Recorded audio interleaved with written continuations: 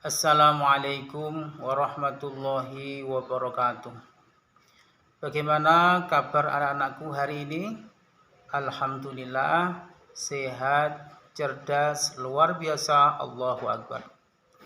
Anak-anakku semuanya, hari ini kita akan melaksanakan pembelajaran secara daring, yaitu dengan video pembelajaran ini. Bersama saya, Bapak Asim Waluyo. Kami harap kalian semua memperhatikan video pembelajaran ini dengan sebaik-baiknya agar kalian dapat memahami materi pelajaran yang ada di dalamnya. Namun sebelumnya anak-anakku, sebelum kita memasuki materi pelajaran, marilah kita berdoa kepada Allah Subhanahu wa taala. Semoga kita dalam melaksanakan kegiatan pembelajaran diberi kemudahan oleh Allah, diberi kefahaman dan diberi ilmu yang manfaat fi dini wad dunya wal akhirah. Amin amin ya rabbal alamin. Nah, anakku, marilah kita berdoa. Persiapan berdoa. Tundukkan kepala, berdoa, mulai. A'udzu billahi minasy syaithanir rajim. Bismillahirrahmanirrahim. Alhamdulillahi rabbil alamin. Ar-Rahmanir Rahim. Maliki yaumiddin. Iyyaka na'budu wa iyyaka nasta'in. Ihdinas siratal mustaqim.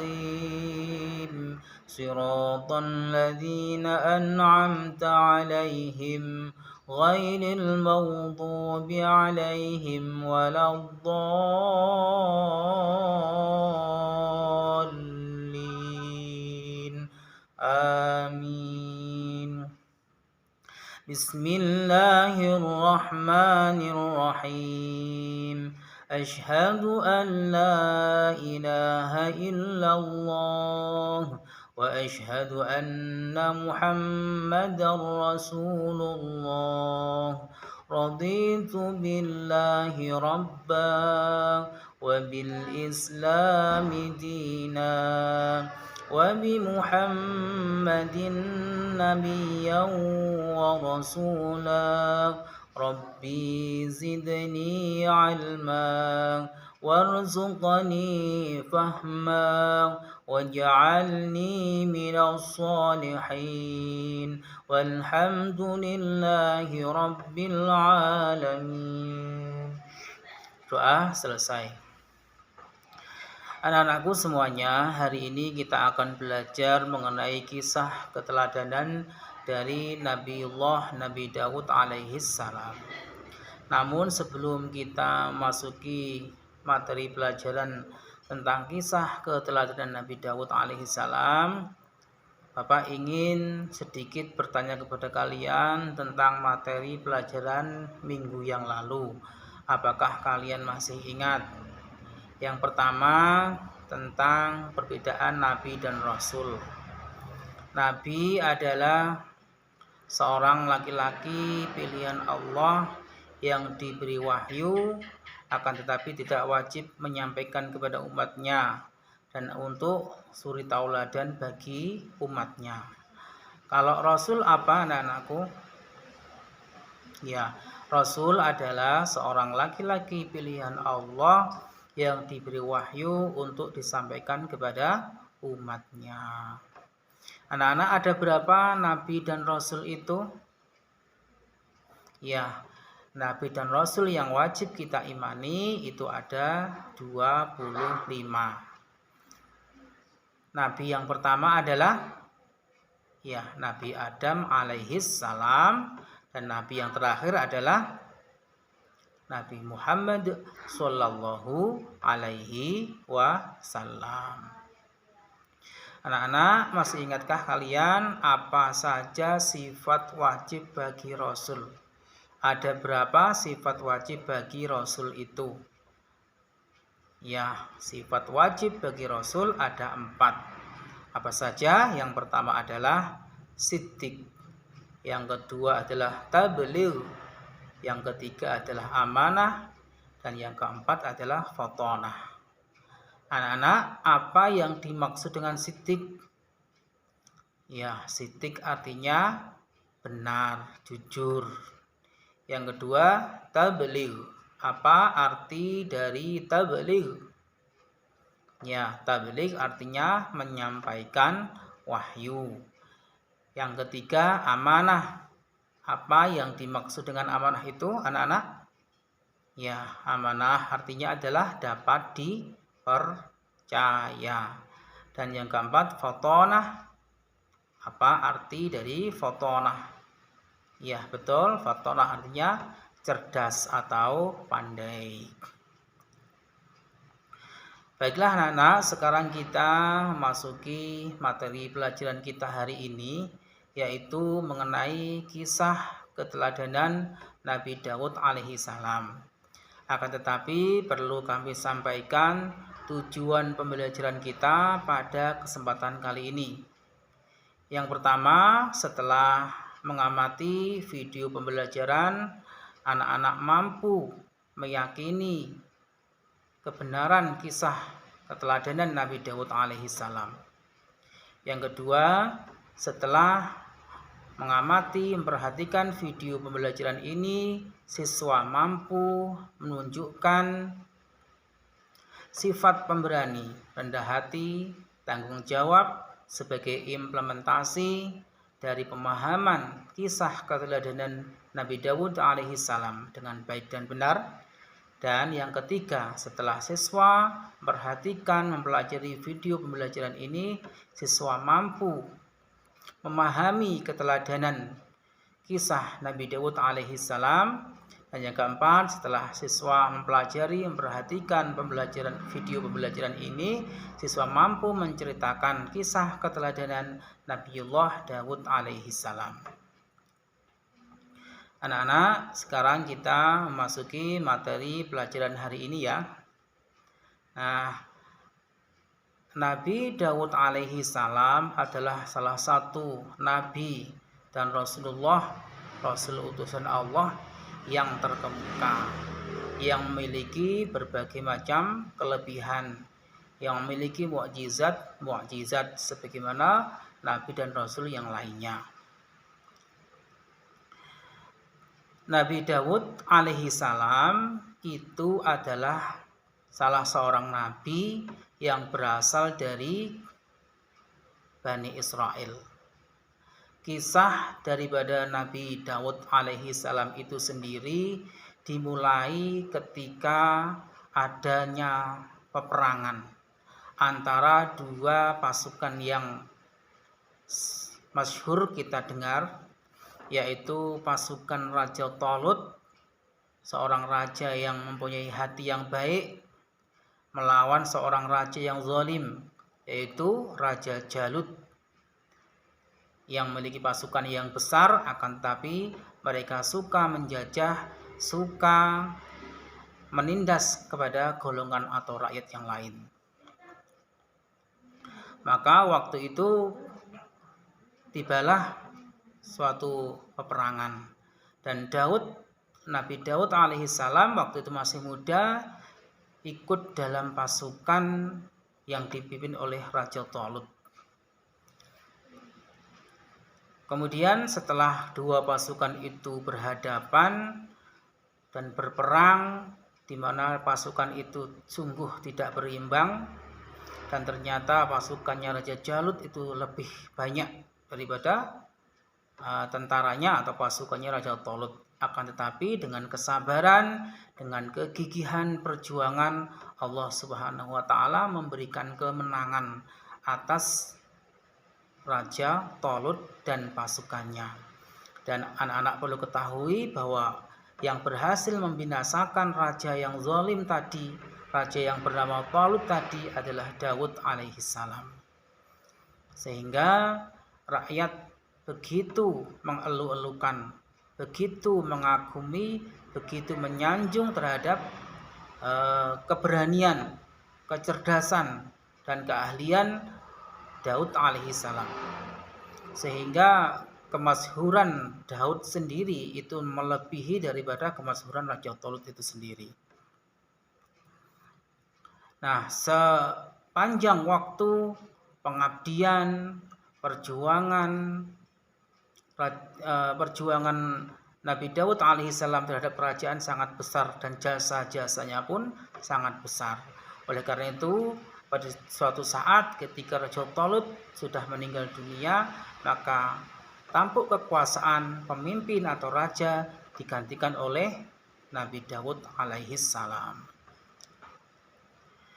Nabi Daud alaihissalam itu selain seorang raja yang besar, raja yang agung, beliau juga diangkat oleh Allah menjadi salah seorang nabi dan rasul.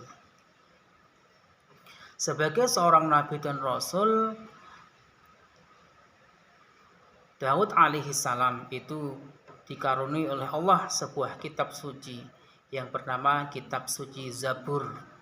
Kitab suci Zabur itu adalah merupakan salah satu kitab suci yang berisi nyanyian-nyanyian atau syair-syair atau puji-pujian kepada Allah Subhanahu wa taala. Dan salah satu mukjizat yang dimiliki oleh Raja Daud atau Nabi Daud alaihissalam adalah beliau dikaruniai oleh Allah suara yang begitu indah, suara yang begitu merdu. Maka apabila Nabi Daud alaihissalam sedang membaca kitab Zabur dengan suara yang merdu itu, maka angin-angin serasa berhenti bertiup. Air pun menjadi tenang. Dan orang-orang yang sakit ketika mendengar bacaan Nabi Daud alaihissalam, ketika membaca kitab Zabur itu, diberi kesembuhan oleh Allah Subhanahu wa taala. Dan burung-burung pun berhenti berkicau. Angin-angin berhenti bertiup seperti terpesona atau kagum dengan indahnya suara Nabi Daud alaihissalam dan indahnya lantunan ayat suci Zabur. Selain itu, Allah Subhanahu wa taala juga menundukkan gunung-gunung, menundukkan burung-burung untuk senantiasa ikut bertasbih kepada Allah Subhanahu wa taala. Ketika Nabi Daud alaihissalam itu bertasbih memuji Allah, maka dengan izin Allah gunung-gunung, burung-burung itu juga ikut bertasbih kepada Allah Subhanahu wa taala. Di antara mukjizat yang lainnya adalah Nabi Daud alaihissalam itu diberi kemampuan oleh Allah untuk melunakkan besi. Besi yang begitu keras di tangan Nabi Daud, dengan izin Allah besi itu bisa menjadi lunak. Untuk apa Nabi Daud alaihissalam itu melunakkan besi? Maka pada zaman waktu itu adalah sering terjadinya peperangan. Maka dibutuhkan senjata-senjata, dibutuhkan baju-baju perang atau baju-baju besi. Maka saat itu Nabi Daud alaihissalam diberi Allah kemampuan untuk melunakkan besi, diberi kemampuan oleh Allah untuk membuat baju-baju perang atau baju-baju besi. Dan baju perang, baju besi yang dibuat oleh Nabi Daud alaihissalam itu memiliki kualitas yang jauh di atas baju besi yang dibikin oleh orang-orang yang lainnya.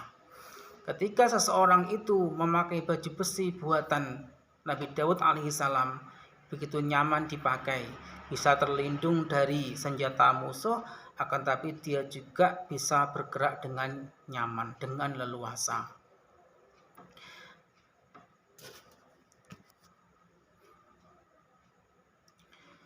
Nabi Daud alaihissalam, beliau adalah seorang Nabiullah, seorang Rasulullah.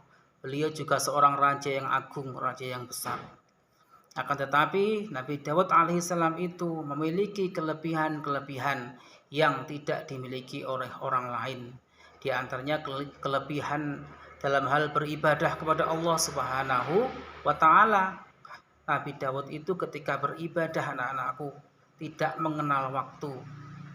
Terutama ibadah sholat malam. Tak pernah beliau meninggalkan sholat malam itu. Dan ada satu ibadah yang terkenal sampai sekarang, yaitu puasa setengah tahun. Bagaimana puasa setengah tahunnya Nabi Daud itu? Ada yang tahu anak-anak?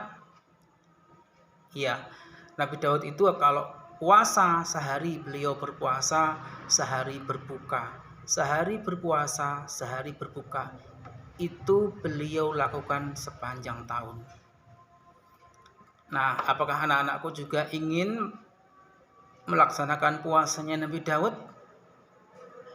Iya, kalau kalian ingin silahkan. Tapi kalau lebih baiknya kita berpuasa mengikuti sunnah Nabi Muhammad Sallallahu Alaihi Wasallam. Ada yang tahu bagaimana puasanya Rasulullah Muhammad Sallallahu Alaihi Wasallam itu? Ya, puasa setiap hari Senin dan hari Kamis.